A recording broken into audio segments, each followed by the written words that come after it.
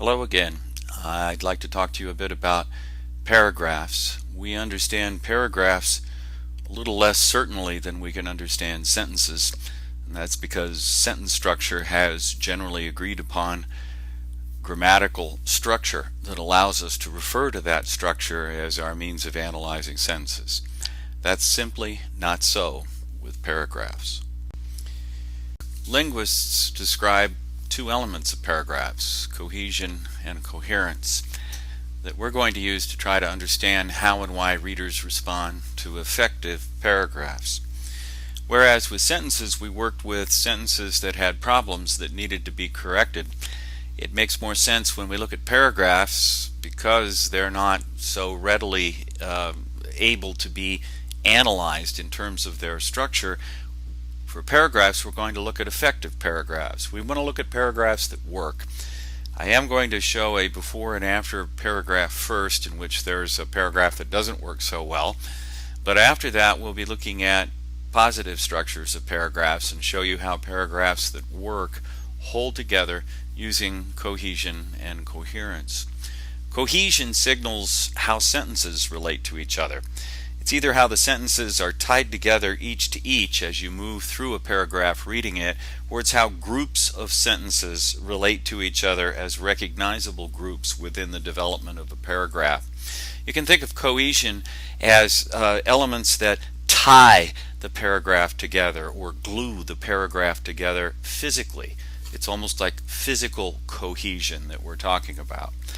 Coherence, on the other hand, signals to the reader how ideas in a paragraph relate to each other, either through the repetition of words and phrases that occur within sentences or by recognizing general blocks of a paragraph that make certain intellectual points. They make sense.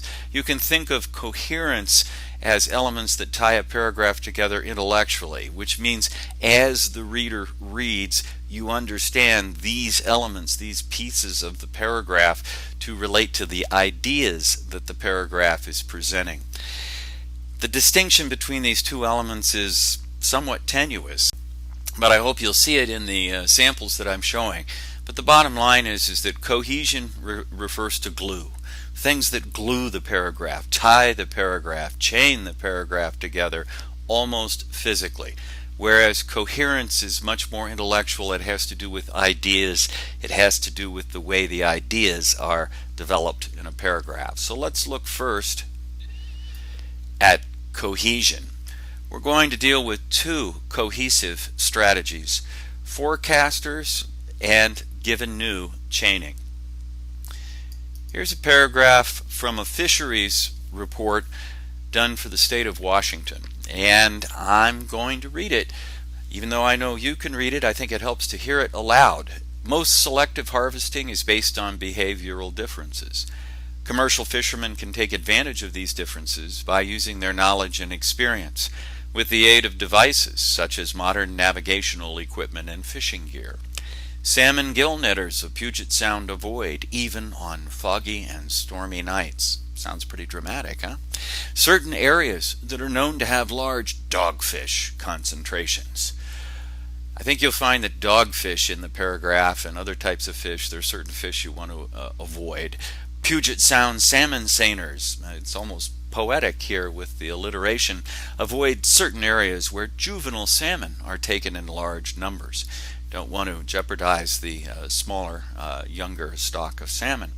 Otter trawlers working La Perouse Bank use accurate navigational aids, such as echo sounders and Loran, to return to their preferred bottomfish tows, about 20 miles offshore, some of which lie within 1 mile of large concentrations of dogfish. There's the dogfish again. Apparently we don't want to eat dogfish. Washington and Oregon fishermen trawling for pink shrimp know they can, by modifying the foot rope weighting, raise their nets a few inches and reduce the bycatch of eel pouts. Eel pouts also don't sound like something we'd like to eat.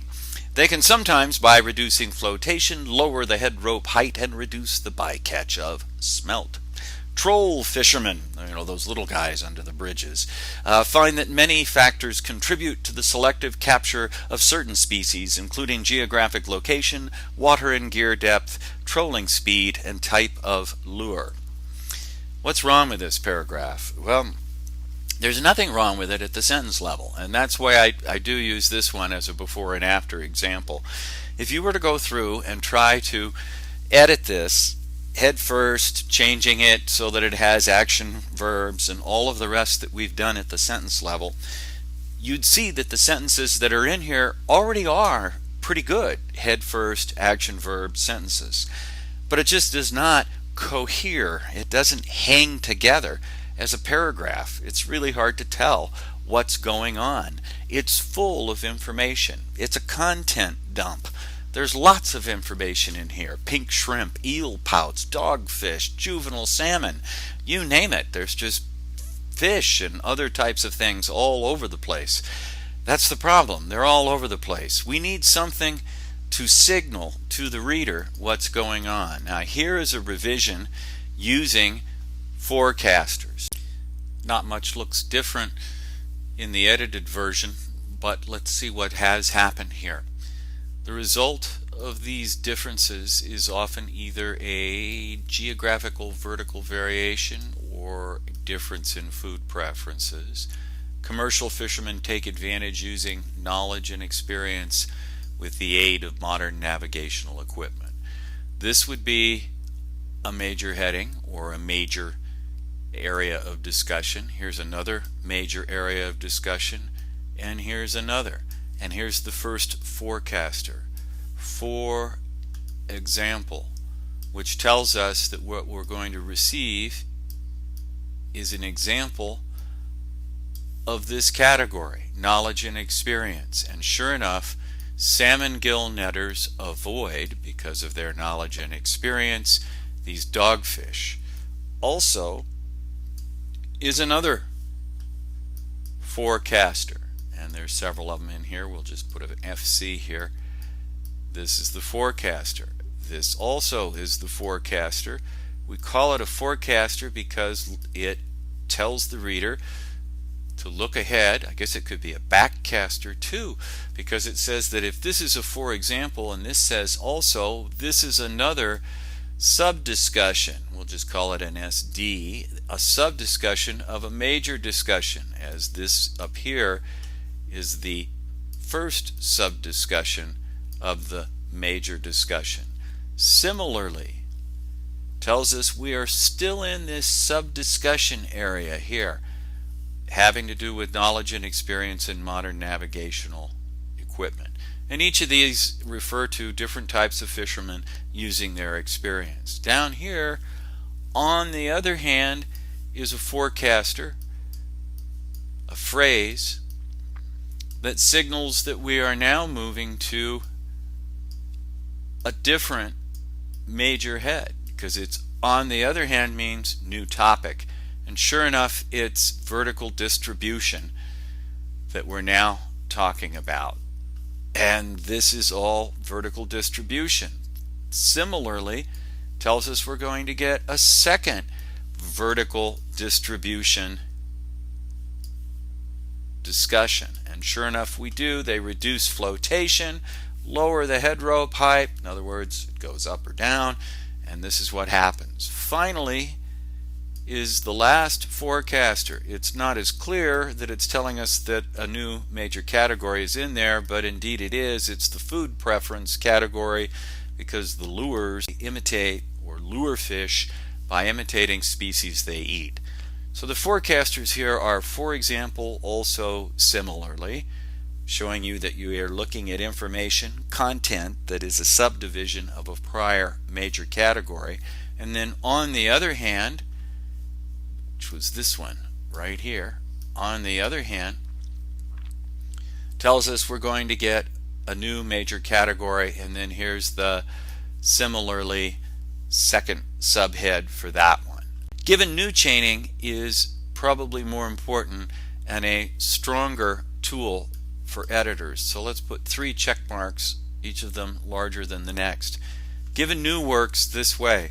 Once you're writing head first sentences, who does, followed by what the consequences of their doing, you're writing context, content, informational sentences in which you orient the reader with given information, something the reader already knows, is likely to be comfortable with. The who does, you set up the context. Then you put in the content, the new information, on the right-hand side of the sentence. And this is where the chaining starts to appear. Because if in the next sentence we look at it, what was new on the right-hand side of the sentence before ought to now be in the given position. Your reader should understand what was new now as what might be given. So the sentences begin to chain together. Given, new, what was new becomes given, something new appears which becomes given, given new throughout the discussion. Let's look at a paragraph. Introduction of the cover memo to a proposal abstract. The accompanying abstract proposes research and development. All of that is given. The people who asked for these proposals were looking for research and development abstracts. You still need to put it in there just to orient the reader to the context. What's new? This one proposes geothermal mining, a mineral deposit. It's an undersea mineral deposit. So this is the new stuff right here, the mineral deposit. This deposit, notice that what was new here is given here. We call this explicit given new because the same word appears. We have deposit in the new position in the preceding sentence, deposit in the given or left hand or up front. In this case, subject verb. Do you see how it also matches the subject predicate head first stuff? It's in the given position here. What's new? Well, this deposit is unconsolidated sediments, and sure enough, here's sediments. What was new here is given down here. What's new in this sentence? Well, we're going to fluidize the facies. Now, these facies had better be elements of the sediments. In the next sentence, we don't see fluidized facies, we see the word material. We'd call this implicit given new, meaning this had better be fluidized facies. These two things had better be the same, or we're going to be moving off into something that is not going to match the paragraph and will confuse the reader. Look at this. We have direct, explicit repetition of words in the new and the given position. Deposit, deposit, sediments, sediments. And then we have an implicit given new chain with fluidized facies and material. The given new chain is a cohesive strategy, a way of understanding how paragraphs work that I think is probably better than simply looking for the forecasters, but both of these are elements of cohesion and they represent the way in which paragraphs hang together.